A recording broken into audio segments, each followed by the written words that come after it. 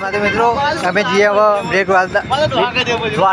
બેટ દ્વારકા દર્શન કરવા અને હાલ તો હેડીને અમે જઈએ દર્શન કરવા બધા ભાઈબંધો અંગાત જ છીએ. જોઈ લો આ શૈલેષભાઈ, અજયભાઈ અને નાગેશભાઈ એ અંગાત. અને એનો નજારો તો એક જોરદારનો મસ્ત નજારો હોય. તમે એકવાર આવો ને તો મજા આવી જાય એવો નજારો જુઓ. નજારો જોરદાર છે. એક દારો ટાઈમ બાઈમ કાઢીને દર્શન કરવા આવો, જોવા આવો બધું. તમને જો આગળ જઈએ આગળ તમે બતાવીએ આગલા બ્લોકમાં અને દર્શન કરીએ. જો દર્શન અંદર પણ લઈ જવા દેતા છીએ તો અંદરનું તમને દર્શન કરાવશું, કારણ કે બહારથી તો તમને દર્શન ચોક્કસ કરાવશું હવે.